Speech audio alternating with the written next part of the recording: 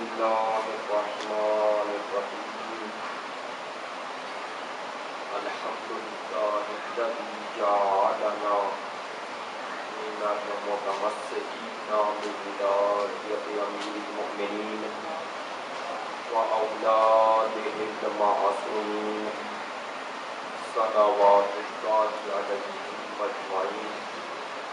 الحمد لله الذي لا يبلغ مدحته القائلون ولا يحصي نعماءه العالمون ولا يعدي حقه المتكبرون الذي لا يدركه جهد الهمم ولا يناله غوث الفتن الذي ليس لصفته حق محدود ولا نعت موجود ولا وقت معدود ولا أجل ممدود فطر الخلائق بقدرته ونشر الرياح برحمته والصلاة والسلام والتحية والإكرام على سيدنا ومولانا حبيبنا وحبيب قلوبنا شفيعنا أبي القاسم محمد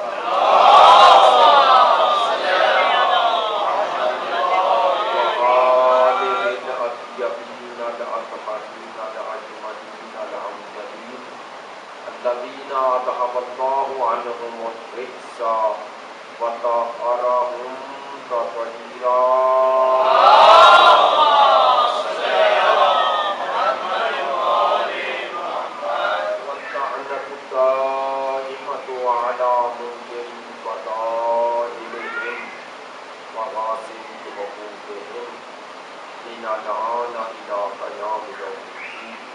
أما بعد فقد قال سبحانه وتعالى بكتابه المجيد بسم الله الرحمن الرحيم هو الذي أنزل عليك الكتاب منه آيات محكمات هن أم الكتاب وأخر متشابهات وأما الذين في قلوبهم زيغ فيتبعون ما تشابه منه ابتغاء الفتنة وابتغاء تأويله وما يعلم تأويله إلا الله والراسخون في العلم يقولون آمنا به كل من عند ربنا وما يذكر إلا أولو الألباب.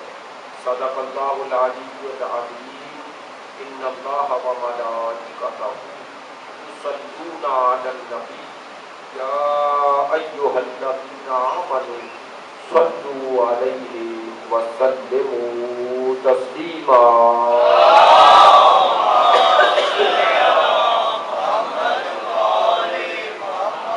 تمام حاضرین سے گزارش ہے رحمت فرمائیں سید محمد احسن نقوی ابن سید حسن عسکری نقوی بلندی درجات اور احسان ثواب کے لیے ایک مرتبہ سورہ الحمد اور 3 مرتبہ سورہ توحید کی تلاوت کریں.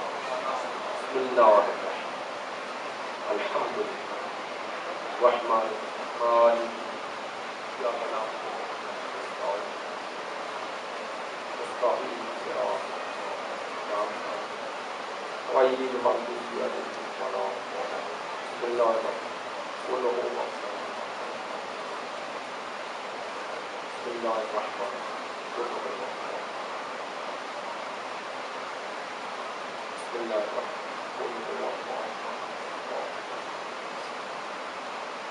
اللهم اغفر للمؤمنين والمؤمنات والمسلمين والمسلمات الأحياء منهم والأموات اللهم اغفر لنا واغفر لنا إنها مجيب الدعوات.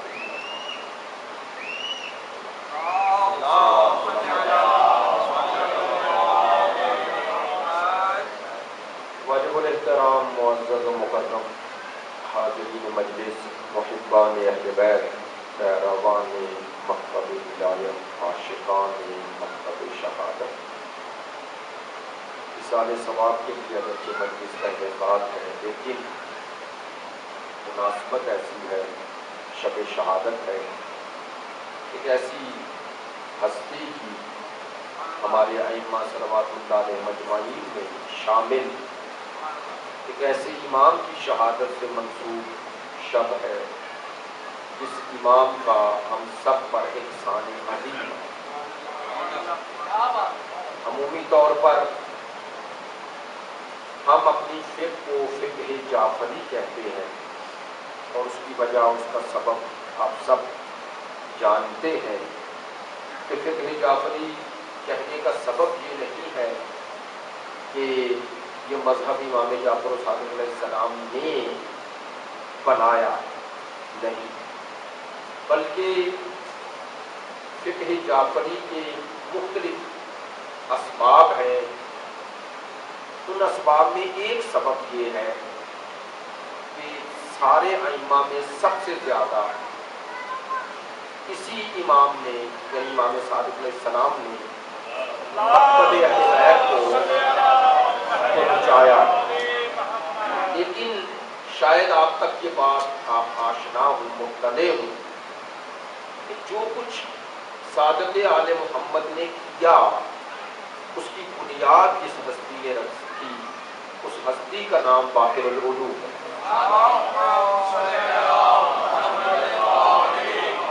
اس ہستی کا نام باقر العلوم ہے۔ اس ہستی نے یہ بنیاد اور اساس رکھی، جس بنیاد اور اساس پر اس علمی عمارت کو تعمیر جس ہستی نے کیا، اس کا نام صادق آل ہے۔ اس امام کی عظمتوں کے لیے، جس امام کی شب شہادت ہے، آپ یقیناً متوجہ ہو گئے کہ سلسلہ عصمت میں 7ویں ہستی ہے اور سلسلہ امامت میں 5ویں ہستی، اور آپ کے القابات میں سے لقب باقر باقر العلوم اور نام نامی محمد ہے۔ ہمارے 12 ائمہ میں سے اس امام کو بھی یہ عظمت اور یہ انفرادیت حاصل ہے کہ یہ امام نجیب الطرفین ہے، یعنی اپنی والدہ اور اپنے والد دونوں طرف سے ہاشمی بھی ہے، اور ایک خدا کا عجیب اہتمام ہے، عجیب انتظام ہے کہ اس امام کے والد کا سلسلہ سید الشہداء تک پہنچ گیا اور والدہ کا سلسلہ امام حسن تک پہنچ گیا۔ تو یوں سمجھیں کہ امام باقر وہ نقطہ اتصال ہے جو حسنین کو ملا دیتے ہیں، اور بعض علماء نے یہ جہت بیان کی ہے کہ جو لوگ کہتے ہیں کہ نسل امام حسن میں امامت نہیں، وہ کہتے ہیں کہ اللہ نے ایک جگہ جا کے دونوں کو ملایا، تو اب 5ویں امام سے جو نسل چلی وہ حقیقت میں اگر نسل حسین ہے تو نسل حسن بھی، یعنی سلسلہ امامت کے لیے جو نقطہ اتصال بنی ہے ذات، اس نقطہ اتصال کا نام باقر العلوم۔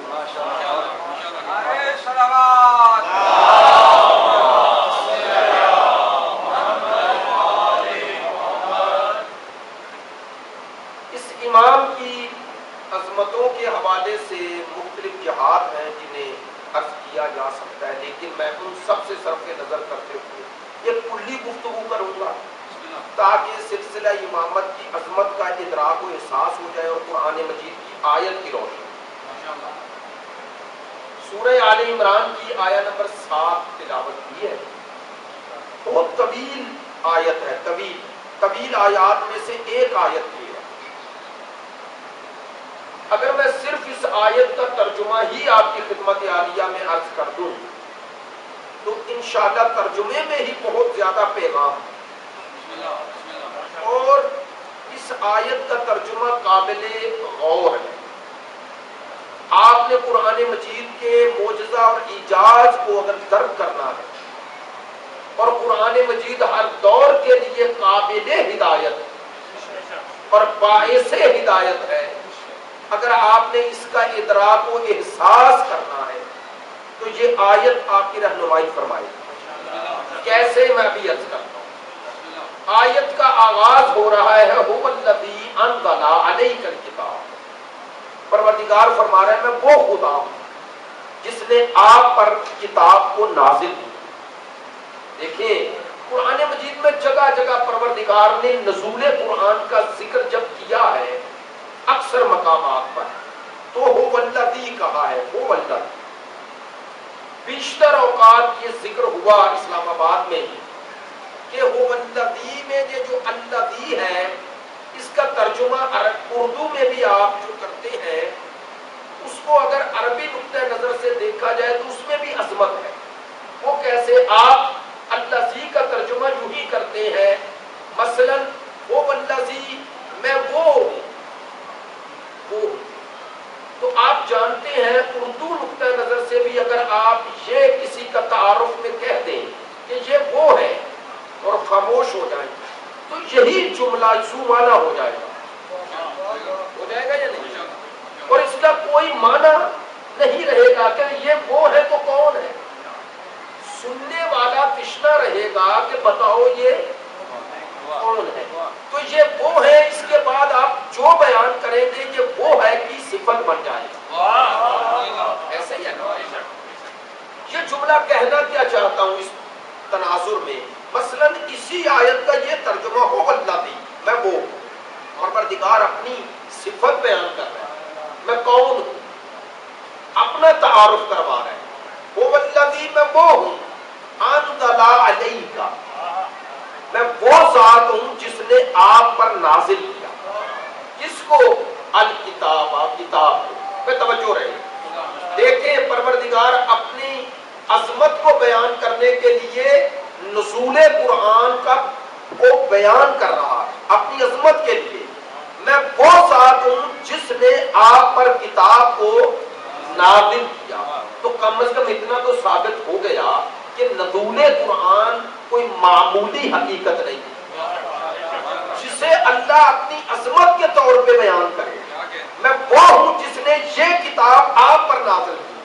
تو اگر نزول قرآن یہ اللہ کی عظمت کی دلیل ہے، خدا اپنی عظمت کو بیان کرنے کے لیے اگر یہ بتا رہا ہے میں وہ ہوں جس نے کتاب نازل کی، تو اگر نازل کرنے والی ذات مقام توصیف میں نزول قرآن کو اپنی صفت بیان کر رہی ہے تو پھر سوچیں اگر نزول قرآن یہ اللہ کی عظمت کی دلیل ہے تو جس پر کتاب نازل کی، تین ذات ہے نا، ایک وہ ذات جس نے نازل کی، دوسرا وہ جس کو نازل کیا، اور تیسرا وہ جس پر نازل کیا۔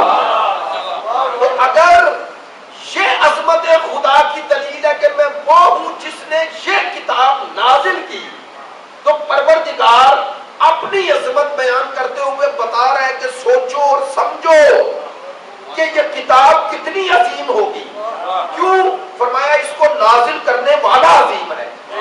تو اگر آپ اس حقیقت کو قبول کرتے ہیں تمام مسلمان کہ نزول قرآن ایک ایسی عظمت ہے، ایسی صفت ہے کہ جسے پروردگار نے اپنی عظمتوں کو بیان کرنے کا ذریعہ قرار دیا ہے، تو پروردگار نے کم از کم ہمیں سمجھایا اگر نازل کرنے والی ذات پروردگار ہو، جس کتاب کو نازل کیا وہ ایسی کتاب ہو کہ اس جیسی کوئی کتاب نہ لا سکتا ہے نہ لائے گا، تو اگر نازل کرنے والی ذات بے مثل ہے، جس کتاب کو نازل کیا وہ بے مثل ہے، تو جس پر نازل کرے گا اگر نازل کرنے والی ذات بے مثل تو جس پر نازل کیا وہ بھی بے مثل، جس کتاب کو نازل کیا وہ بھی بے مثل۔ توجہ رہے گی۔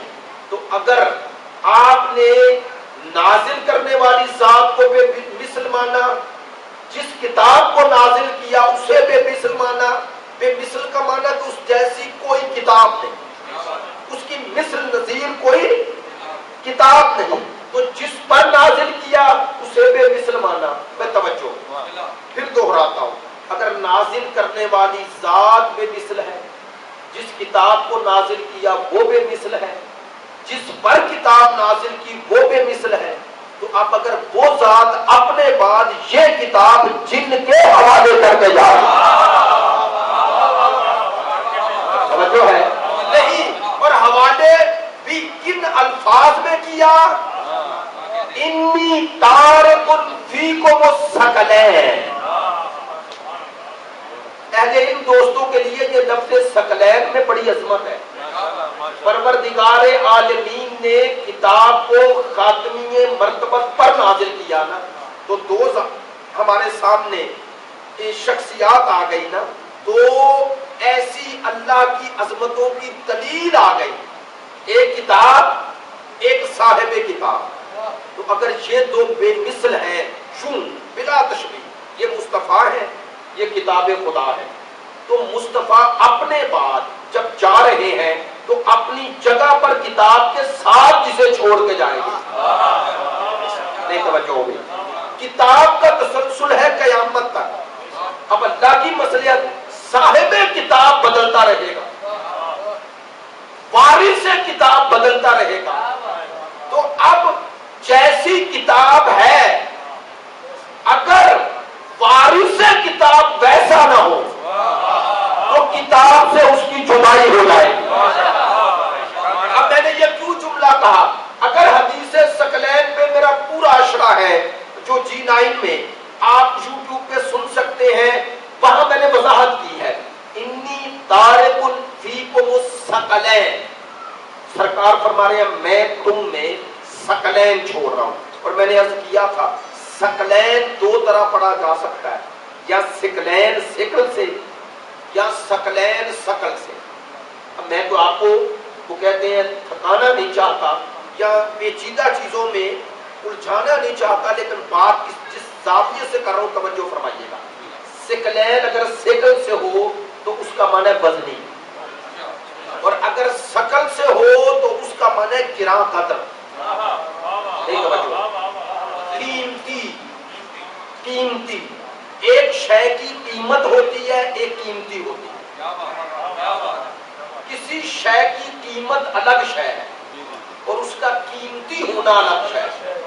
یہ دلیل دے دیتا ہوں، اگر میں درست کہوں تو توجہ فرمائیں گے۔ ایک شے کی پرائس ہوتی ہے اور ایک ویلیو، دونوں ایک ہے نہیں۔ جس شے کی پرائس ہے ضروری نہیں اس کی ویلیو بھی ہو، لیکن جس کی ویلیو ہے اس کی پرائس ہو نہ ہو۔ توجہ فرمائیں، آسان کروں مثال دوں، قیمت اور قیمتی میں فرق کیا ہے؟ مثلا سونا، گولڈ، اس کی قیمت ہے لیکن قیمتی نہیں۔ دلیل دیتا ہوں، اچھا بھائی زندہ رہنے کے لیے سونے گولڈ کی ضرورت ہے یا پانی کی؟ پانی زندگی کے لیے ضروری ہے نا، اور سونا زندگی کے لیے ضروری ہے۔ بعنوان مسلمان مرد سونا نہیں پہن سکتا، ایسے ہے نا؟ تو اگر پوری دنیا مسلمان ہو جائے تو آدھی آبادی تو سونا پہنے گی نہیں، پھر بھی زندہ رہے گی یا نہیں؟ ہے نا؟ تو میری بات تو پہنچ گئی ہے، صرف وضاحت کرتا ہوں۔ پانی قیمتی ہے، سونے کی قیمت ہے۔ زندہ رہنے کے لیے پانی چاہیے، آپ نے میری بات کی تائید فرمائی اور درست فرمائی۔ زندہ رہنے کے لیے سونا نہیں چاہیے، گولڈ نہیں چاہیے، لیکن پانی چاہیے، ہوا چاہیے۔ توجہ فرمائیں، پانی قیمتی ہے، اس کی قیمت نہیں۔ کیا اللہ سونا جینے کے لیے، زندگی کے لیے ضروری نہیں تھا، اس کی قیمت لگا دی، اور پانی زندگی کے لیے ضروری، اس کی قیمت نہ رہی، یا کم از کم سونے کے برابر نہیں؟ پروردگار نے فرمایا یہی تو میرے رحمان الرحیم ہونے کی دلیل ہے۔ بہت شکریہ، بات آپ تک پہنچی ہے۔ پروردگار نے فرمایا یہی تو میرے رحمان الرحیم ہونے کی دلیل ہے۔ فرمایا جو زندگی کے لیے ضروری شے تھی اسے اتنا وافر کر دیا اور کسی کے ہاتھ میں بھی نہیں رکھا۔ کہا اگر زمین پہ بہنے والے پانی پہ کوئی قبضہ بھی کر لے تو آسمانوں سے برسات ہوگا۔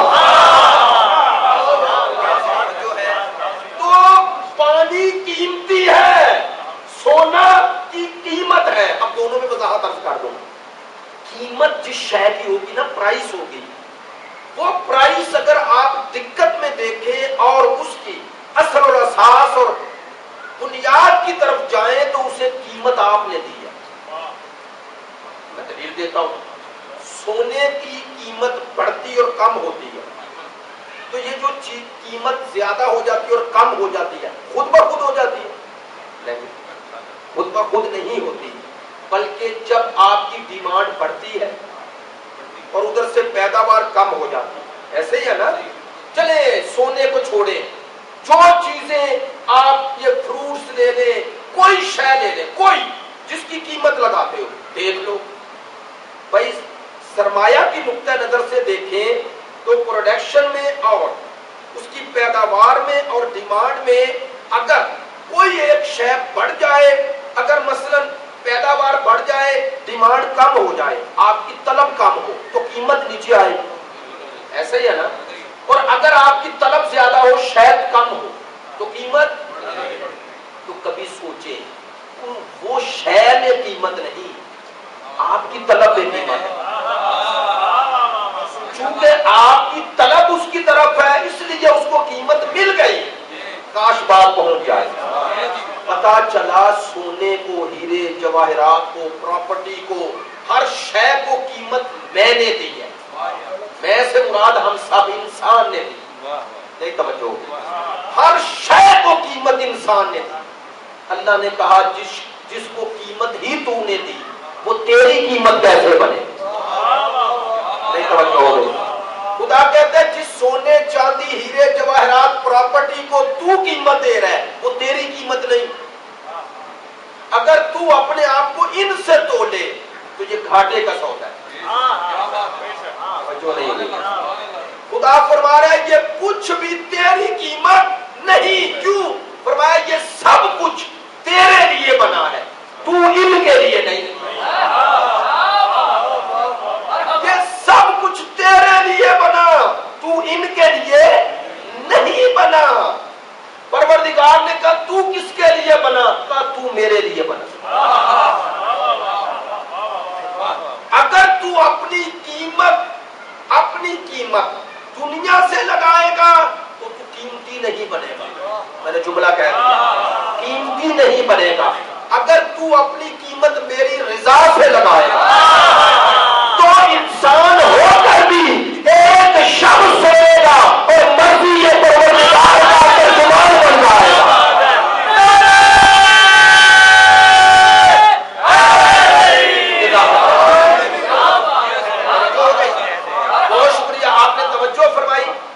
میں جو بات جس تناظر میں عرض کرنا چاہ رہا ہوں وہ یہ ہے کہ پانی قیمتی ہے. قیمتی.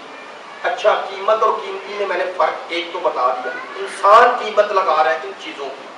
پانی کو قیمتی میں نے اور آپ نے نہیں بنایا، چونکہ وہ زندگی کی ضرورت ہے اللہ نے بنایا. توجہ نہیں ہے. اب کہہ دوں جملہ، آل محمد کی محبت اور ذکر کی قیمت نہیں، یہ قیمتی ہے. میری بات کا توجہ ہو گئی. آل محمد کی محبت اور ولایت یہ قیمت نہیں لگائی جاتی، یہ قیمتی ہے. اس کی قیمت کون لگائے گا؟ بات پھر کہتی ہے اس ذکر کی قیمت میں لگاؤں جو مجھے عظمت دے رہی ہے شہر، میں اسے کیا دے سکتا تو میں اسے کیا دے سکتا ہوں؟ اب کہنا کیا چاہتا ہوں؟ کہنا یہ چاہتا ہوں آل محمد قیمتی ہے. قیمتی ہے. قرآن قیمتی ہے. یہ تمام دین قیمتی ہے. قیمتی ہے. اس کی قیمت نہ لگاؤ، یہ قیمتی ہے. کیوں؟ چونکہ یہ زندگی کے لیے اتنا ہی ضروری ہے. بس اتنا فرق ہے.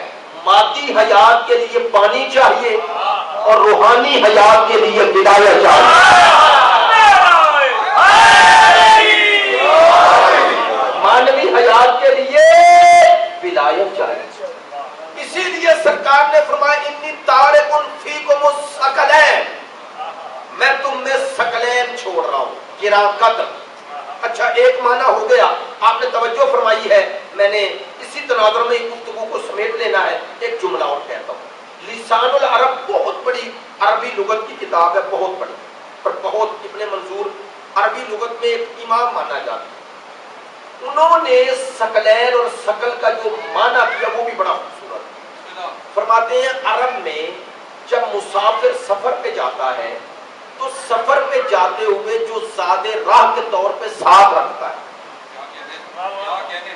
جو سفر میں زاد راہ کہتے اسے ہے، راہ کا زاد راہ، یعنی وہ سامان جو آپ کو سفر میں کام آئے، یہی معنی ہے زاد راہ، جو راہ میں کام آئے.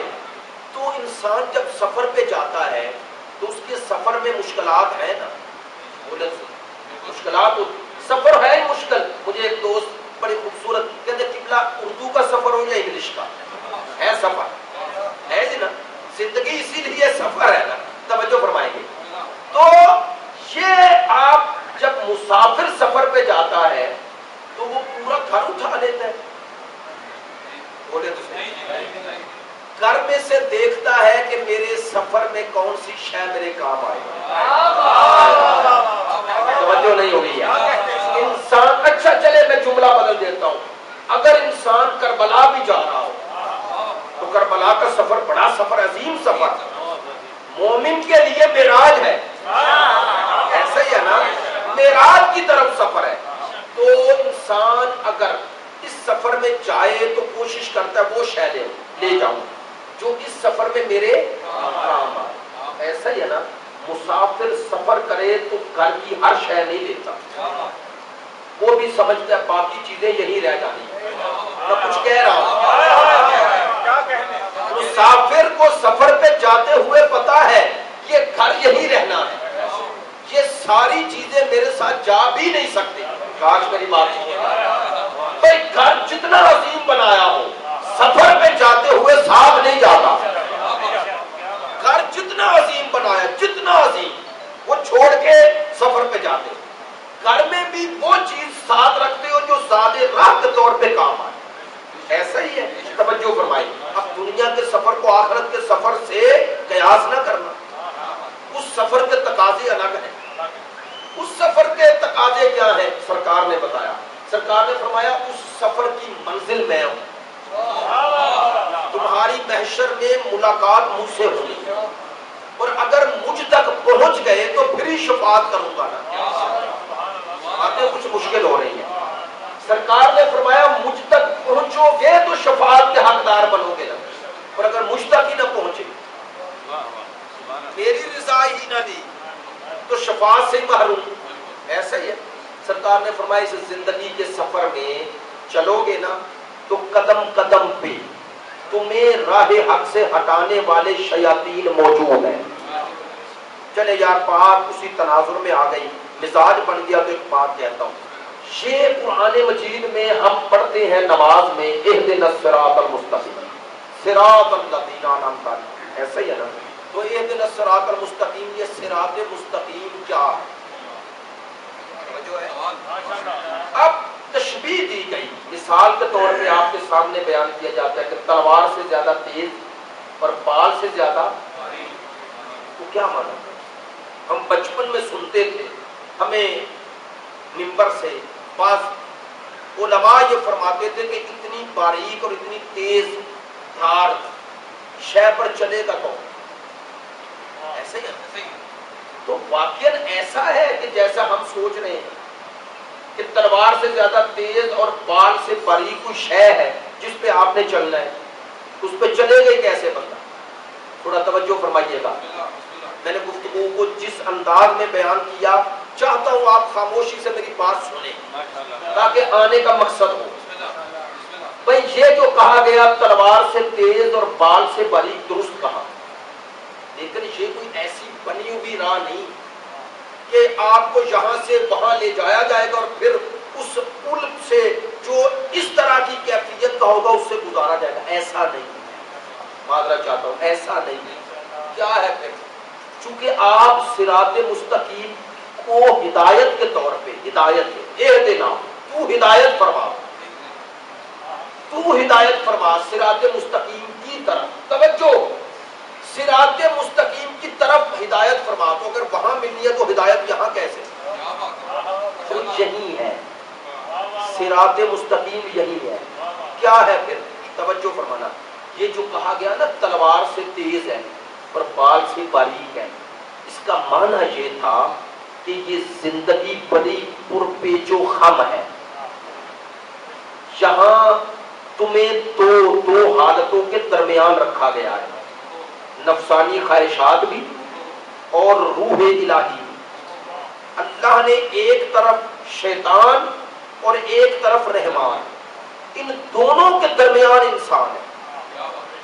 نفسانی خواہشات شیطان کی طرف لے کے جاتی ہیں اور وہ روحانی انسان کی ضروریات خدا کی طرف لے کے جاتی ہے. توجہ، قدم قدم پہ میرا اور تمہارا امتحان ہو رہا ہے، قدم قدم پہ.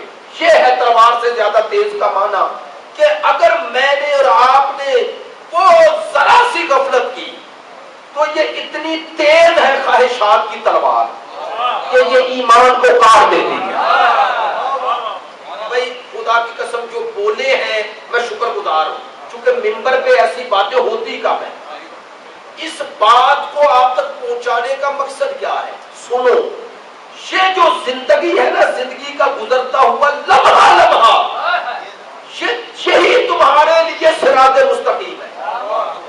تمہارا ہر اٹھنے والا قدم تم نے اگر دیکھ لیا کہ کدھر جا رہے ہو، اگر خدا کی طرف جا رہے ہو تو ہدایت یافتہ ہو، اگر شیطان کی طرف جا رہے ہو تو صراط مستقیم سے ہٹ گئے ہو،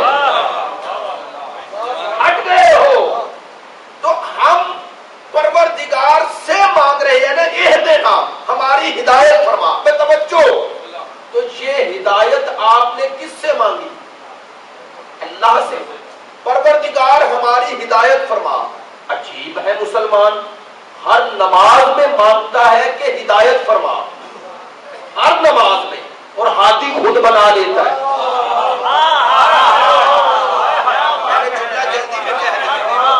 بھائی مانگ اس سے رہا ہے ہدایت فرما اور بنا خود رہا ہے. نہیں توجہ ہوئی تو صراط مستقیم اسے ہی ملتی ہے جو جس سے ہدایت مانگ رہا ہے. ہاتھی بھی اسی کا ہے. اگر تم سے دعا کر رہے ہو پروردگار ہدایت فرما، تو پھر ہاتھی خود نہ بنانا، ہاتھی بھی وہی بنائے گا جس سے ہدایت مانگ رہے ہو. تو اب جملہ بدل رہا ہوں، ہر وہ شخص ہدایت پر ہے جس کے پاس اللہ کا بخشا ہوا نظام ہدایت ہے، وہی ہدایت پر ہے جو اللہ کے بخشے ہوئے نظام ہدایت پر قائم ہے.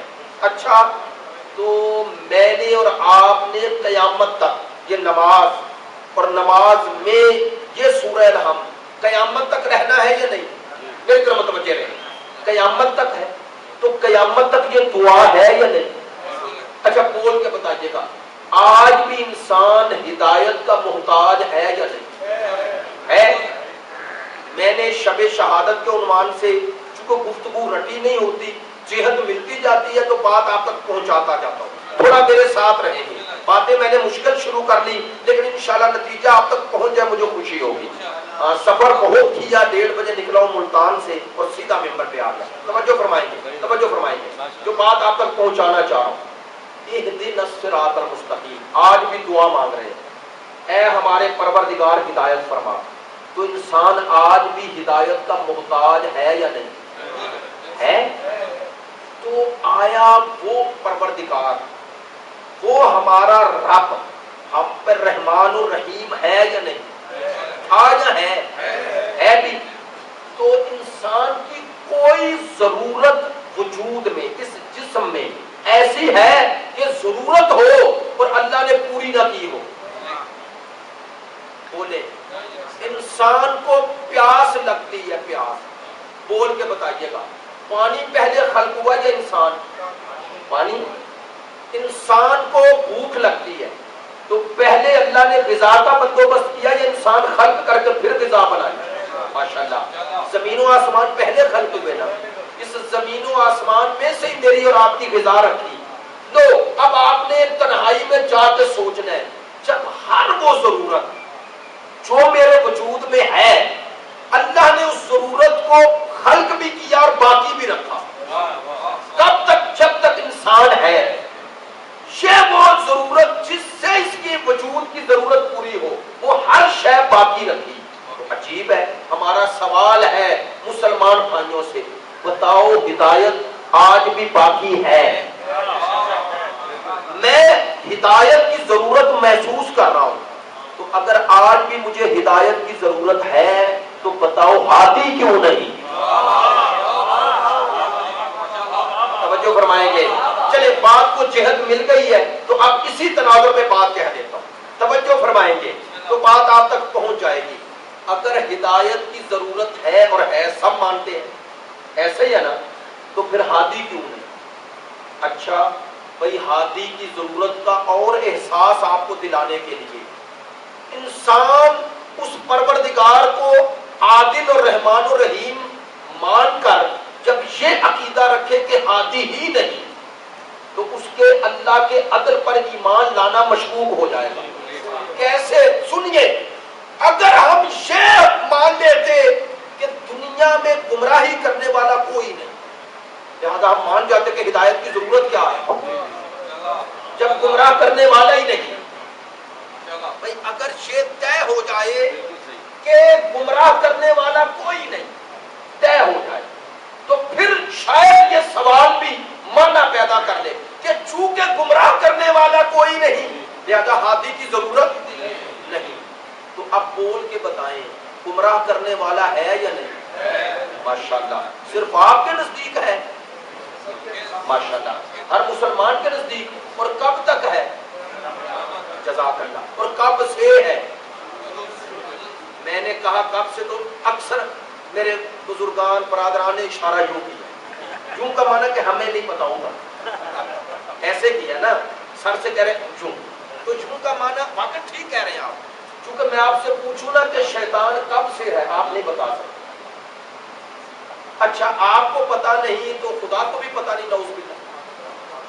اچھا خدا نے مجھ سے اور آپ سے پہلے اسے خلق کیا، بولے تو صحیح۔ اچھا مجھ سے آپ سے کیا پہلے؟ شیطان سے، حضرت آدم سے بھی پہلے تھا یا نہیں؟ شیطان تھا، آدم علیہ السلام سے پہلے تھا نا۔ میں قرآن ہے کہ اللہ نے کہا آدم کو جب میں روح پھونک دوں تو سجدہ کے لیے جھک جانا، تو کون سجدے سے انکاری ہوا؟ ماشاءاللہ شیطان نے انکار کیا تو پہلے تھا نا۔ تو بھئی میں تو خوش عقیدہ انسان ہوں اور بات دو چار کی طرح کرتا ہوں، کسی کو غلط لگے یا صحیح۔ توجہ فرمائیں، عجیب ہے بھئی شیطان کو آدم سے پہلے مان لیتے ہیں، آل محمد کو نہیں مانتے۔ آپ کا توجہ ہو گئی؟ بھئی اگر خدا شیطان کو آدم سے پہلے خلق کر دے، لے اب دلیل بھی دے دوں تاکہ آپ میری بات کو ہواؤں میں نہ لیں۔ نہج البلاغہ میں امیر المومنین نے فرمایا 50,000 سال پہلے، خلقت آدم سے پہلے شیطان نے اللہ کی بندگی کی، اور 50,000 سال کہاں کے؟ یہاں کے۔ ماشاءاللہ وہاں سے میں نے کیوں کہا ہے، وہاں سے مراد کہ وہ یہاں کا 50,000 سال وہاں کا ایک دن ہے۔ تھوڑا اندازہ کر لیں، یہاں کے 50,000 سال وہاں کا ایک، تو وہاں کے 50,000 سال پہلے خلقت آدم سے۔ توجہ فرمائیں گے، گفتگو تھوڑی تھکن بھی ہے لیکن چاہتا ہوں کہ اس انداز میں بھی بات ہو تاکہ بات پہنچے، خطابت نہ ہو، بات آپ تک پہنچے۔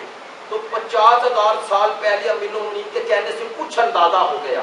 اچھا یار توجہ فرمائیں، ہر مسلمان شیطان کب سے ہے نہیں جانتا، لیکن مانتا ہے یا نہیں؟ اور کب تک ہے؟ قیامت تک، قیامت تک۔ کب سے ہے یہ پتا نہیں، کب تک ہے یہ پتا ہے۔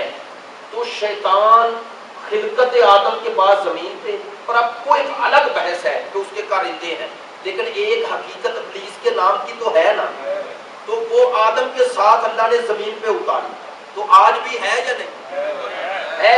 قیامت تک ہے۔ اچھا اگلا جملہ معذرت چاہتا ہوں، اس انداز میں گفتگو کر رہا ہوں تاکہ بات ہم آپس میں بات کریں اور وہ تقریر نہ رہے، بات ہو جائے کہ بھی مجھے بتائیں کہ یہ شیطان اللہ کا ولی ہے یا دشمن ہے؟ ماشاءاللہ دشمن ہے خدا کا۔ اس کو زندگی کس نے دی ہے؟ کس کو؟ دشمن کو۔ زندگی کس نے دی؟ اللہ نے۔ کب تک؟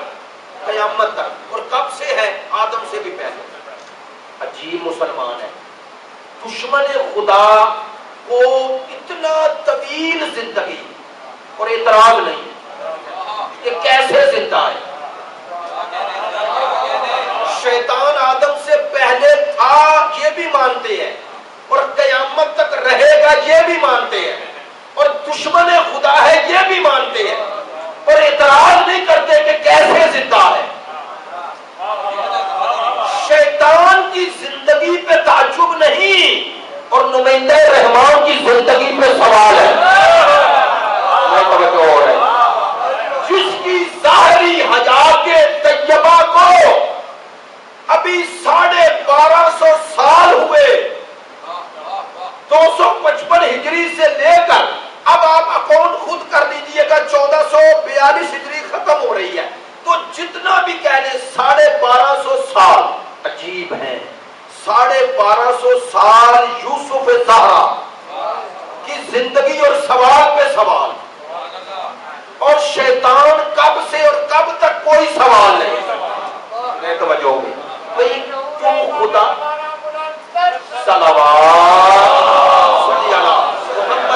محمد۔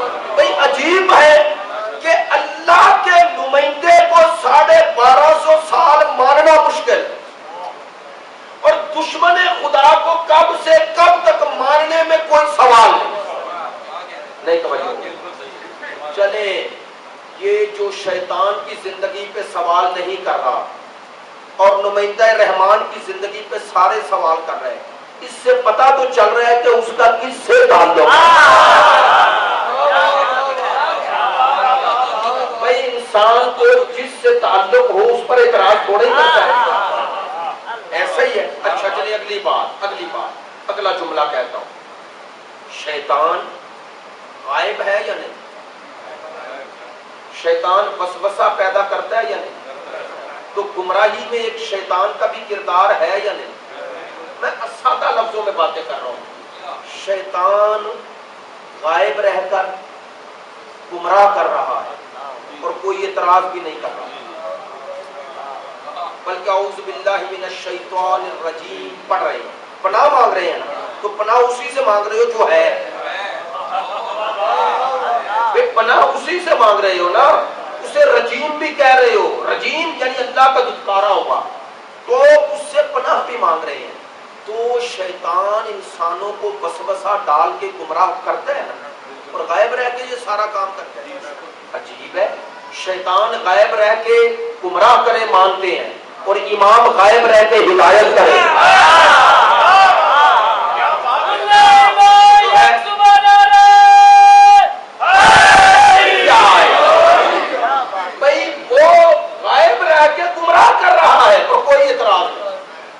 بچنا ہے تو پھر اس پر ایمان لاؤ جو غائب رہ کے ہدایت کر رہا ہے۔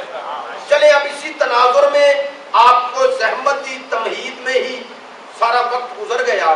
میں نے جو عرض کرنا ہے، شیطان گمراہ کی شکل میں، ہمارا امتحان کی شکل میں آج بھی ہے، تو بھئی یہی ہماری دلیل ہے۔ ہم کہتے ہیں کہ جب تک گمراہ کرنے والا ہے، عدل الہی کا تقاضا ہے کہ ہادی بھی رہے، جو ہے جب تک گمراہ کرنے والا ہے ہدایت کرنے والا رہے گا۔ اور یاد رکھو، انسان وہاں اٹھیں گے بھی اس کے پیچھے جس کے پیچھے جہاں چلے ہیں۔ میں نہیں کہہ رہا، قرآن نہیں کہہ رہا، یوم ندعو کل اناس بامامہم، ہم ہر انسان کو اس کے امام کے ساتھ اٹھائیں گے۔ توجہ، ہر انسان کو امام کے ساتھ چلے۔ یہ بات شاید آپ نے اس تناظر میں نہ سنی ہو، یاد رکھو، آپ کہتے ہیں ہم 12 امام والے ہیں، ہم صرف امام کے پیچھے اٹھیں گے، نہ وہ بھی اٹھیں، چونکہ امام دو طرح کے ہیں، یا امام ہدایت ہے یا امام نار ہے، گمراہی کا بھی امام ہے۔ انسان اس دنیا میں بغیر کسی رہبر کے رہ ہی نہیں سکتا۔ اب جس جیسا اس کا کردار ہے نا، قیامت میں اسی کے پیچھے ہو۔ بات بڑی مشکل ہے، ماننے سے نہیں، جس جیسا کردار بنا لے وہی اس کا امام ہے۔ جس طرح کا کردار بنا لیا اس طرح کا امام، اور اب اٹھے گا بھی اسی کے پیچھے۔ ہاں، خوش قسمت ہو کہ اللہ نے تمہیں نظام ہدایت میں اپنے ہادی عطا کیا۔ بس بھائی گفتگو سمیٹ رہا ہوں، بہت شکر گزار ہوں۔ باتیں آج تھوڑی سی عام ڈگر سے ہٹ کے تھی، لیکن آپ نے توجہ فرمائی، مجھے خوشی ہوئی کہ بعض اوقات بعض گفتگو ایسی ہوتی ہے جو سوچنے اور سمجھنے والی زیادہ ہوتی ہے۔ توجہ فرمائی۔ اب میں جس امام کا تذکرے میں ایک آپ تک حدیث پہنچا دوں تاکہ آپ کو نظام ہدایت میں تشیع کا نظام ہدایت کیا ہے یہ پتا چل جائے۔ تو بھائی ہم یہی کہتے ہیں، ہم کہتے ہیں اللہ کا نظام ہدایت جو حضرت آدم سے لے کر خاتم تک چلا، توجہ رہے، خاتم تک چلا، اس نظام ہدایت کو اللہ نے 3 منصب میں سمیٹا۔ 3 منصب تھے جن کے ذریعے اللہ نے نظام ہدایت کو معاشرے میں نافذ کیا: نبوت، رسالت، امامت۔ نبوت، رسالت، امامت۔ حضرت آدم نبی تھے، حضرت نوح نبی کے ساتھ رسول بنے، حضرت ابراہیم نبی بھی بنے، رسول بھی بنے اور امام بھی بنے، ہے یا نہیں؟ قال انی جاعلک للناس اماما، اللہ نے حضرت ابراہیم علیہ السلام کو امام بھی بنایا۔ توجہ رہے، یہ تینوں منصب نبوت کے ساتھ ساتھ چلتے رہے۔ ہر نبی جس طرح رسول نہیں، اسی طرح ہر رسول امام نہیں۔ ان میں جو اولی العزم نبی تھے وہ امام بھی تھے۔ اب سرکار تو آدم تک تینوں منصب رہے، تینوں منصب رہے۔ شاید کچھ لوگوں کے ذہنوں میں یہ بات آئے، جس طرح وہ مولانا منصور مینگل ہے، تو میں احترام میں نام اس لیے لے رہا ہوں تاکہ کسی کے لیے دل آزاری کا سبب نہ بنے۔ وہ منصور مینگل نے یہ کہا کہ شیعہ امامت کو نبوت سے افضل مانتے ہیں۔ یہ کہا، اس کا آپ نے کلپ سنا ہوگا، میں ممبر پہ کہہ رہا ہوں، میں کہتا ہوں تم نے درست کہا، مولانا منصور مینگل سے کہہ رہا ہوں درست کہا، ہم امامت کو نبوت اور رسالت سے افضل مانتے ہیں، اور یہ ہم تھوڑا ہی مانتے ہیں، پروردگار نے منوایا ہے۔ سنیے گا، تعجب نہیں کیجیے، میں وضاحت کروں گا، ممبر پہ وضاحت کروں گا۔ اچھا، ماہ ذی الحجہ ہے اور جلدی بات سمجھ جائیں گے، 10 ذی الحجہ کو ایک مناسبت کی۔ حضرت ابراہیم علیہ السلام کی امامت کا تذکرہ قرآن میں، کون سی آیت؟ وَإِذِ ابْتَلَىٰ إِبْرَاهِيمَ رَبُّهُ بِكَلِمَاتٍ فَأَتَمَّهُنَّ قَالَ إِنِّي جَاعِلُكَ لِلنَّاسِ إِمَامًا۔ جلدی بات کر رہا ہوں۔ اللہ نے حضرت ابراہیم کو آزمایا، آزمائش کے بعد اعلان کیا کہ میں آپ کو امام بنا رہا ہوں۔ توجہ فرمائیے، قَالَ وَمِن ذُرِّيَّتِي، حضرت ابراہیم نے خدا سے ہم کلام ہو کے کہا یہ امامت میری ذریت میں رکھنا۔ توجہ فرمانا، بات آکے دلیل کے ساتھ ہو، خطابت نہ ہو۔ حضرت ابراہیم علیہ السلام جب دعا کر رہے تھے کہ یہ امامت میری ذریت، میری اولاد میں رکھنا، ان کی اولاد تھی یا نہیں؟ اولاد تھی، لیکن کیوں میں نے کہا، آپ کہیں گے یہ کیا بات تھی؟ سنیے، حضرت ابراہیم علیہ السلام کو جوانی میں اولاد نہیں ملی، ضعیفی میں ملی، اور پہلے حضرت اسماعیل ملے، حضرت اسحاق کو آخر عمر میں ملے۔ جب حضرت ابراہیم علیہ السلام دعا کر رہے ہیں کہ پروردگار یہ امامت میری ذریت میں رکھنا، تو اسحاق نہیں تھے، اسماعیل تھے۔ توجہ فرمائیں گے، باتیں آج ذرا اس طرح ہیں تو آپ متوجہ ہیں، مجھے خوشی ہے۔ فرمایا یہ امامت میری ذریت میں رکھنا، تو اسماعیل تھے۔ اب کہنا کیا چاہتا ہوں، چاہے سارے علماء سے پوچھیں، حضرت ابراہیم علیہ السلام کو حضرت اسماعیل کا باپ بننے سے پہلے اللہ نے نبی بنایا یا نہیں؟ نبی تھے۔ پھر خود دلیل آیت میں ہے، قالا قالا قالا پروردگار فرما رہا ہے. تو یہ جو پروردگار فرما رہا ہے ابراہیم علیہ السلام کو تجھے امام بنا رہا ہوں، یہ بھی وحی ہے. تو وحی تو نبی پہ ہوتی ہے نا. تھوڑا توجہ فرمائیں، روایتی باتیں نہیں کر رہا، وحی نبی پر ہوتی ہے. تو پتا چلا حضرت ابراہیم نبی تھے، رسول تھے، ذریت کے لیے مانگ رہے ہیں امامت. توجہ، نبی اور رسول تھے، امامت بعد میں ملی. تو سب مانتے ہیں نبوت رسالت کے بعد امامت ملی. بھائی دنیا میں کسی عقل مند سے پوچھ لو کہ ترقی اور تنزل کہتے کسے ہیں؟ اہل زمان دوست میری بات کو سمجھیں گے. ارتقاء اوپر جانا ہوتا ہے یا نیچے آنا؟ بولے. اچھا ترقی اوپر جانا ہے نا، اور نیچے آنا ترقی تو نہیں نا، تنزل ہے نا.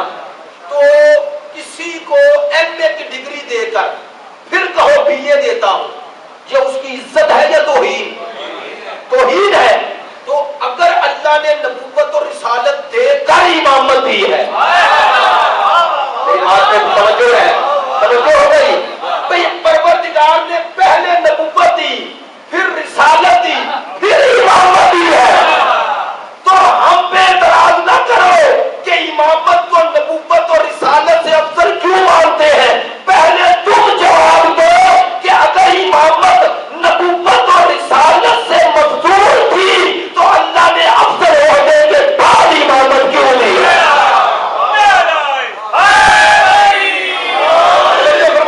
توجہ فرمائیں گے. بہت شکریہ، آپ نے میرا ساتھ دیا، مجھے حوصلہ ہوا، اس لیے بات کر رہا ہوں. تو اللہ نے نبوت رسالت امامت. ہاں اب سوال تو پھر ذہنوں میں خود پیدا کرتا ہوں اور ممبر سے پیدا کرتا ہوں. لائیو گفتگو جاتی ہے اور میں لائیو تقریر کی سزائے بھگت بھی چکا ہوں، آپ کو کچھ دوستوں کو معلوم بھی ہے، اس لیے بات اپنی واضح کر رہا ہوں، ممبر سے واضح کر رہا ہوں. ہم امامت کو نبوت اور رسالت سے افضل مانتے ہیں، اعلان کر رہا ہوں. لیکن یہ بھی اعلان ساتھ ہی کر رہا ہوں، مسلمان بھائیوں ہمارا عقیدہ یہ ہے کہ جس طرح سرکار نبی تھے، بے توجہ، سرکار دو عالم حضرت محمد مصطفیٰ صلی اللہ علیہ وآلہ وسلم، جس طرح سرکار دو عالم نبی تھے، رسول تھے، ویسے ہی امام تھے. نہیں دوبارہ کہتا ہوں، سرکار دو عالم نبی بھی ہیں، رسول بھی ہے، اور بلکہ جملہ بدل دو. ہمارے عقیدے میں جس طرح سرکار کی نبوت نبوتوں سے افضل ہے، رسالت رسالتوں سے افضل ہے، آپ کی امامت امامتوں سے افضل ہے. نہیں آپ تک بات آسان کروں تو آپ اس کو زیادہ فالو کریں گے. بھائی علی اسے کہتے ہیں جو حسن سے لے کر 12ویں تک ان کے امام کہلائے، اور مصطفیٰ اسے کہتے ہیں جو مرتضیٰ کا بھی امام ہے.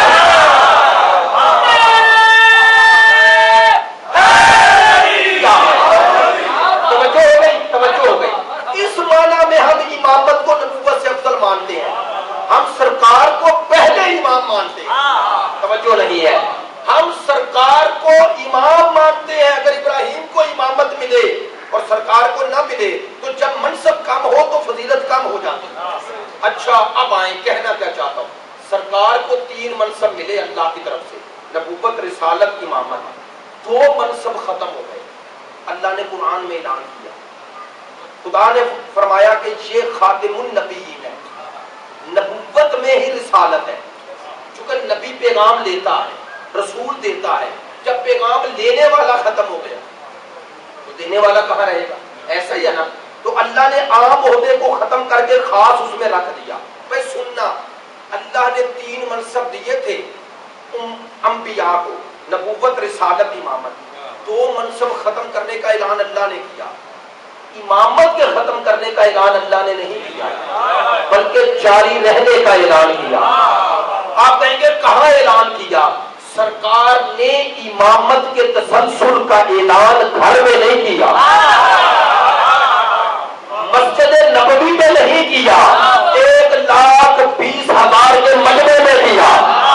اور اسی لیے یہ لفظ استعمال کیے من کن تو مولا ہو، کہ جس کا اب تک میں مولا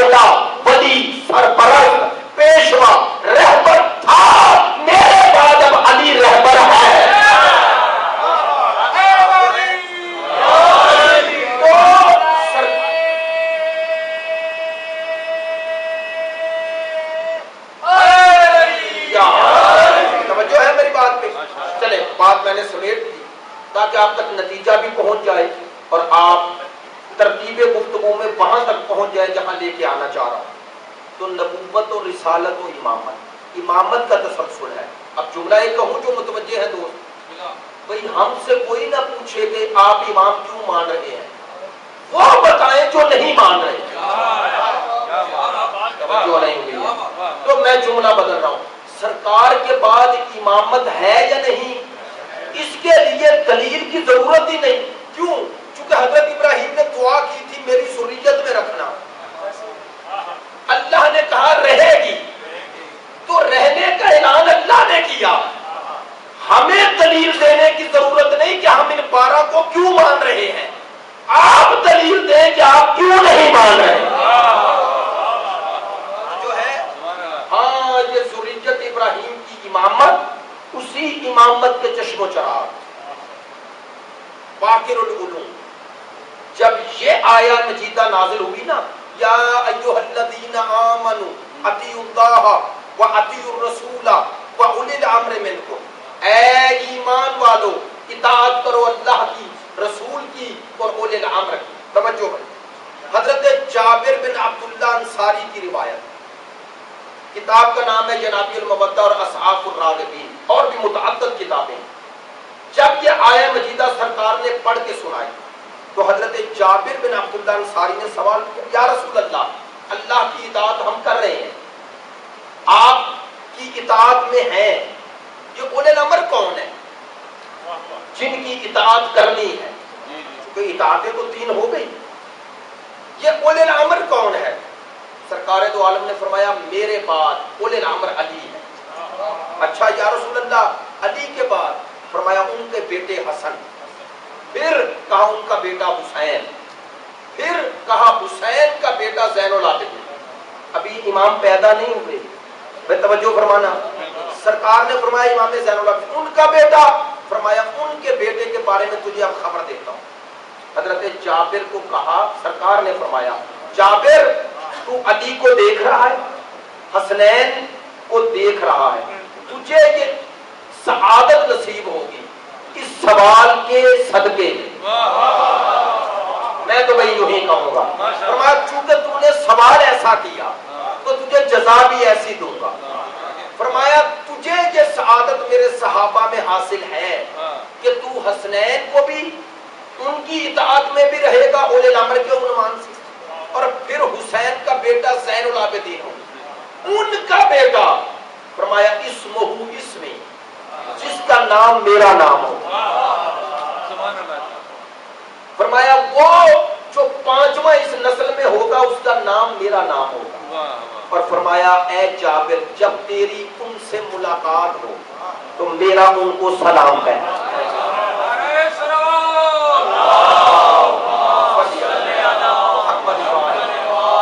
میرا سلام کہنا، میرا سلام کہنا. کہتے ہیں جابر آخر عمر میں نابینا ہو گئے تھے، بینائی ختم ہو گئی، تو کہتے ہیں مدینے کی گلیوں میں صدا دیتے تھے کہ اے وہ ہستی جس کی بشارت مصطفیٰ نے دی ہے، کہاں ہو؟ اور سنیں گے جب میرے امام سے ملاقات ہوئی تو بچے تھے، امام بچپنے میں تھے اور حضرت جابر ضعیف تھی آخر عمر میں. تو کہتے ہیں ایک دفعہ امام کا سامنا ہوا تو اب امام نے کہا جابر وہ پیغام جلدی پہنچا جو میرے نانا نے تجھے دیا. آپ کا یہ امام باقر العلوم، باقر کا معنی ہوتا ہے جو کسی علم کے رازوں کو منکشف کرنا، شگافتہ کرنا، رازوں کو کھولنا، اسرار و رموز کو بیان کرنے والا. خوش قسمت ہیں وہ لوگ جنہیں ایسے امام، ایسے امام، اسی لیے ان کی عظمتوں پہ خوش ہوتے ہیں اور ان کے مصائب پہ غمناک ہوتے ہیں. عید قریب ہے، میں نے ایک جملہ کہا ہے عید قریب ہے. یقیناً میں ملتان سے آ رہا تھا، لوگ جا رہے ہیں اپنے عزیز و اقارب میں عید کریں. ایسا ہی ہے، جو پردیسی ہوتا ہے اس کے لیے عید بڑی مشکل ہوتی ہے۔ ہم 13 سال گم رہے، حالانکہ تعلیم کے لیے گئے تھے، کوئی مجبور تھوڑے، اس طرح کچھ سختی بھی نہیں، لیکن واقعی عید بڑی مشکل ہوتی ہے۔ معصومہ قوم کے جوار میں ماں باپ، بھائی بہن، عزیز و اقارب یاد آتے، یاد آتے۔ میں کیا کہہ رہا ہوں، آپ متوجہ ہیں؟ حسین سفر میں نانا اور ماں سے دور ہے، آج 6 ذی الحجہ ہے، پرسوں حسین مکہ بھی چھوڑ دیا۔ خواہش ہے مجلس کے برپا کرنے والوں کہ سید الساجدین کے مصاحبے چل چکے، میں نے شاید جلدی میں نام لے لیا، سید الساجدین زین العابدین، توجہ ہے میری؟ میں ایک جملہ کہا کرتا ہوں، وہی مصیبت کے لیے کافی ہے، اگر آپ متوجہ ہو وہی کافی ہے۔ میں اپنے چوتھے امام کی مصائب اور مصیبت پڑھتے ہوئے یہ جملہ عرض کیا کرتا ہوں جب امام کی شہادت کی مجلس پڑھ رہے، لیکن چونکہ اس مناسبت سے گفتگو ہے اور خواہش ہے صاحبان مجلس، اس لیے عرض کرتا ہوں، سارے میرے 12 اماموں میں سب سے بڑا مظلوم امام ہے امام زین العابدین سید الساجدین اجرکم من اللہ۔ یہ جملہ کہوں کیوں میں نے کہا سب سے بڑی مظلوم ہستی چوتھے امام، یہ وہ امام ہیں جن کی امامت کے پہلے دن کا نام روز عاشورہ ہے۔ خود سوچے نا، جس کی امامت کے پہلے دن کا نام عصر عاشورہ ہو۔ اچھا اگلا جملہ، یہ وہ مظلوم میرا امام ہے جس کی امامت کی پہلی شام کا نام شام غیبہ۔ تیسرا جملہ کہوں، یہ وہ مظلوم امام ہے جس سے امامت کا پہلا سوال کرنے والی غیر نہیں سکی ہوئی ہے، شریکت الحسین زینب کبریٰ۔ اور سوال کیا کیا؟ کہا بیٹا ذرا آنکھیں کھولے۔ اب آنکھیں کھولی اور بنو ہاشم کے اس غیرت مند نے پہلی دفعہ وہ منظر دیکھا جو حسین نے نوکے نیزہ پہ دیکھا۔ یوں ہی کہوں نا، کیا منظر دیکھا؟ بنو ہاشم کا غیرت مند بھی ہو، امام وقت بھی ہو، اور سامنے ثانی زہرا، دادی زہرا کی وہ تصویر سامنے کھڑی ہو، اور کس حال میں ہو؟ سر پہ چادر اور پہلا سوال ہی یہ کر رہی ہے، بیٹا سجاد بتاؤ خیموں میں جل کے مر جاؤں یا خیموں سے نکلوں؟ اہل معرفت ہو، خدا کی قسم میں خوشامد نہیں کر رہا، اکثر چہرے آشنا ہیں، محبت فرماتے ہیں یہ بزرگان، اس لیے اکثر مجالس میں نظر آتے ہیں، اپنائیت ہے، مصائب میں تکرار نہیں ہوتا۔ لیکن علامہ نقل، میں نام لے لیتا ہوں بزرگوں کے تاکہ انہیں ثواب پہنچتا رہے، علامہ نقل فرماتے ہیں جو بی بی، جس بی بی کو یہ لقب امام سجاد دے کہ اے بھپی آپ عالمہ غیر معلمہ ہیں، فرماتے ہیں اس بی بی کو معلوم نہیں کہ اس حالت میں آگ لگی ہوئی ہے تو جان بچانی چاہیے۔ ایسا ہی ہے نا، اسلام کے احکام باب اضطرار میں بدل جاتے ہیں، تو بی بی بجائے اس کے کہ خیموں سے باہر جاتی سید الساجدین کے پاس آ کے سوال کر رہی ہے، فرماتی ہے اس سوال کے پیچھے تھا کیا؟ علامہ نقل فرماتے ہیں اصل میں بی بی جانتی ہے کہ شرعی طور پہ جان بچانا واجب ہے، اب جانتی ہے کہ محافظ شریعت ہے یہ میرا امام، توجہ فرمانا، جانتی ہے بی بی محافظ شریعت میرا امام یہ ہے، اگرچہ میرا بھتیجا ہے لیکن منصب میں اب امام ہے، تو علامہ نقل فرماتے ہیں بی بی کنائے میں یہ کہہ رہی تھی سجاد تو اگر حکم دے گا نا کہ جل جاؤ تو یہ جلنا ہلاکت نہیں ہوگا۔ نہیں، بی بی پوچھ کر متوجہ کر رہی تھی کہ سجاد بیٹا مجھے باہر جانے کا حکم نہ دینا، میرے لیے اس حال پہ نکلنا مشکل ہے، جلنا آسان ہے۔ کیا کہوں، خدا کی قسم جس حال میں زینب کا خیموں سے نکلنا مشکل تھا، سجاد کا پہلا امتحان وہی ہوا۔ نہیں معلوم کہ میں مولا سجاد کے مصائب کس رخ سے بیان کروں، خدا کی قسم ممبر سے کہہ رہا ہوں، کتنے رخ سامنے آ رہے ہیں نہیں سارے بیان کر سکتا، لیکن ایک بہت بڑا جملہ میرے لیے جو کہہ رہا ہوں، خدا کی قسم کربلا میں ہر شہید زین سے زمین پر آیا، فوج اشقیاء نے تلوار ماری، شہید ہو گئے، کسی کے جسم کے ٹکڑے کیے گئے، کسی کے بازو قلم ہوئے، کسی کے سینے میں نیزے کی انی توڑی گئی، میرے مولا حسین کے سینے پہ سوار ہو گیا، ملعون نے ظلم کیے، لیکن ہاتھ جوڑ کے کہہ رہا ہوں خدا کی قسم کربلا کا ہر شہید تلوار سے شہید ہوا، سجاد وہ ہے جو جگہ جگہ شہید ہوا، کبھی بازاروں میں کبھی درباروں میں۔ ہاں سجاد وہ ہے جو قدم قدم پہ شہید ہوئے۔ اچھا چلے اب ساری آپ کی زحمت ختم کر دی، گفتگو 1 گھنٹے سے زیادہ ہو گئی، اس سے زیادہ متحمل نہیں ہوتا بندہ، گرمی ہے، آخری جملے کہہ رہا ہوں۔ سجاد کون سجاد، کون سجاد؟ مدینے میں آ گئے لیکن کربلا رہ گئے، آپ نے توجہ نہیں کی۔ یہ مولا سجاد وہ ہے جو مدینے آ کے بھی کربلا ہے۔ کیسے کربلا ہے؟ نکلتے ہیں بازار میں اور کساد کے پاس پہنچ جاتے ہیں، کہتے ہیں اس گوسفند کو ذبح کیا ہے، مسلمان ہوں جبنا رسول اللہ، لوگ احترام کرتے تھے اہل بیت کا، جبنا رسول اللہ مسلمان ہوں، اچھا ذرا بتا ذبح کرنے سے پہلے کیا کیا تھا؟ جبنا رسول اللہ آپ کے نانا کی شریعت پہ عمل کیا، اسے پانی پلایا، آپ پلایا، فرمایا اسے ذبح کرتے ہوئے چھری کوٹ تو نہیں کوٹ تھی، ہاں اب منہ مڑ جاتا، رخ مڑ جاتا کربلا کی طرف۔ یہ ہے کربلا، ہے مدینے میں، ہے کربلا میں۔ ایک دفعہ رخ مڑتا اور لوگ تعجب کرتے، کہتے بابا تیری مظلومیت پہ مر نہ جاؤ،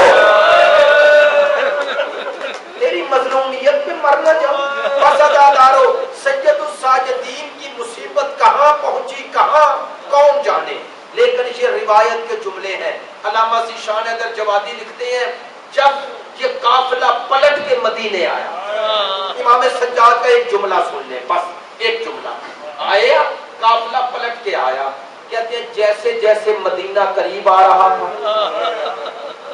رونے کی صدائیں بلند ہو گئی، مختصر سا قافلہ، لٹا ہوا قافلہ، نہیں آپ نے توجہ نہیں کی، قافلے میں کوئی ایسی ہے جس کا شوہر مارا گیا، کوئی ایسی ہے جس کا بیٹا مارا گیا، کوئی ایسی ہے جس کا بھائی مارا گیا، نہیں، مدینہ قریب آ رہا ہے اور گریہ بڑھتا جا رہا ہے، بڑھتا جا رہا ہے۔ ایک دفعہ امام نے کہا بشیر قافلہ رکا، امام نے کہا یہی خیمے لگاؤ، خیمے لگائے، امام نے حکم دیا مخدرات عصمت کو بیٹھ جاؤ، بشیر ادھر آؤ، قریب آؤ، جاؤ مدینے بنی ہاشم کے مرد اور عورتوں کو بلا کے لاؤ۔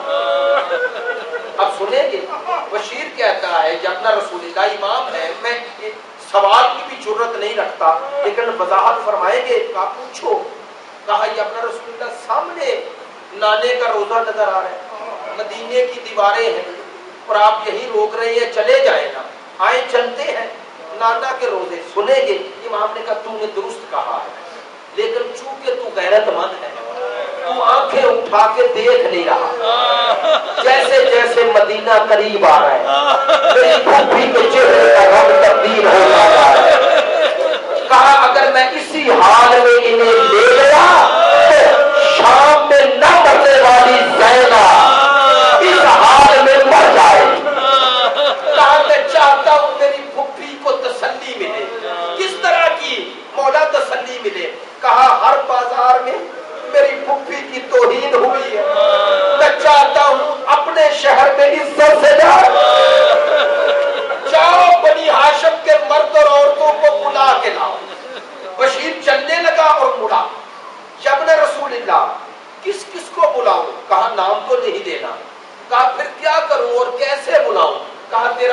شاعر تھا تو بھی؟ ہاں مولا شاعری کرتا ہوں. کہا نوحہ پر.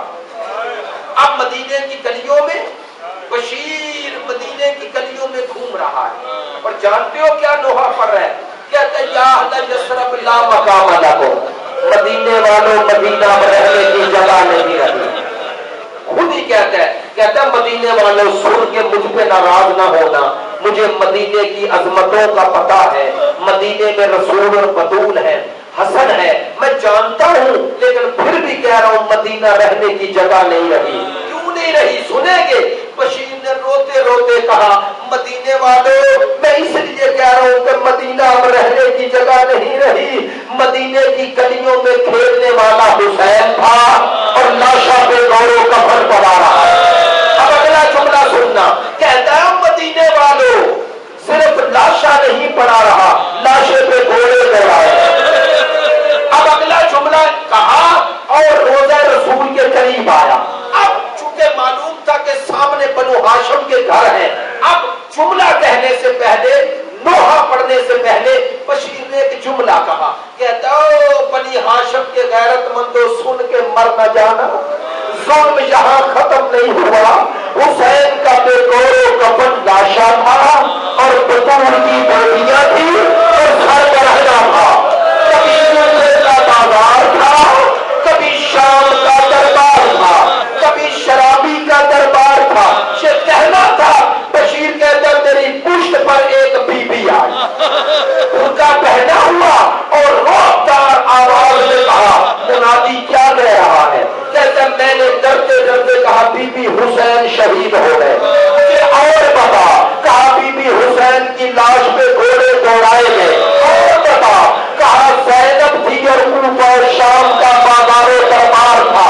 کہتے اب بی بی نے کہا مجھے بتا جب زینب کو بازاروں میں لے جایا گیا عباس کہاں تھا؟ ذرا مجھے بتا عباس کہاں تھا؟ بشیر کہتا میں نے کہا میں نے سنا ہے عباس حسین سے پہلے شہید ہو گئے. اچھا بتا عباس نے زین کیسے چھوڑی؟ عباس نے زین کیسے چھوڑی؟ کہا بی بی میں کربلا میں نہیں تھا، میں نے سنا ہے عباس کے سر میں گرد لگا. اب بی بی نے کہا مجھے پہچانتا ہے؟ نہیں بی بی میں آپ کو کیسے پہچانوں گا؟ کہا سن میں عباس کی ماں. عباس کی ماں کا نام نہ تھا. بشیر نے سر جھکایا، دونوں ہاتھ جوڑے. کہا بی بی آپ کو آپ کے چاروں بیٹوں کا پرسہ دیتا ہوں. کہا مجھے بیٹوں کا پرسہ نہ دے، تم نے میرے عباس کی توہین کی ہے. بے توجہ رکھنا، تم نے میرے عباس کی توہین کی ہے. بی بی میں اور کمرے بنی ہاشم کی توہین کروں؟ کہا ابھی تم نے کہا نہیں عباس کے سر میں گرد لگا. بی بی اس میں توہین والا کون سا پہلو ہے؟ میں نے یہی سنا ہے. اب بی بی نے سوال کیا تو نے میرے عباس کو دیکھا ہے؟ نہیں بی بی. کہا اسی لیے تم مان گیا کہ عباس کے سر میں گرد لگا. بی بی آپ کیوں نہیں مان رہی؟ بی بی کہتی ہے میں کیسے مانوں، میرے شیر کے بازوں کی سلامت اور کوئی اتنا قریب آ جائے کہ میرے شیر کے سر میں گرد مار دے. اب بشیر کی چیخ بلند ہوئی. کہتا ہے بی بی تیرے عباس نے بازو پہلے دی، تین بعد میں چھوڑی. بس ابھی تو یہ جملہ اس لیے کہا آپ متوجہ ہو جاؤ. بس آخری جملہ سید الساجدین کا. حضرت محمد حنفیہ کو اطلاع ملی کہ میرا بھائی آ گیا. اپنے خادموں سے کہا مجھے لے کے چلو. خادموں نے اٹھایا اور لے کے چلے. کہتے ہیں جب دور سے نظر پڑی نا تو روتے روتے کہتے ہیں تمہیں دھوکہ تو نہیں ہوا؟ حسین اس طرح آئے گا؟ کہنے والوں نے کہا منادی نے یہی صدا دی. قریب آئے. علامہ ذیشان حیدر جوادی کا جملہ کہتے ہیں سگے چچا نے سگے بھتیجے کو سلام کیا. سب سے پہلے ملاقات سید الساجدین سے ہوئی نا، سلام کیسے کیا؟ السلام علیکہ ایھا الضعیف. ضعیف میرا سلام. ایک دفعہ سید الساجدین نے سر اٹھایا. چچا پہچانا نہیں. کہا کون ہو؟ سجاد ہے.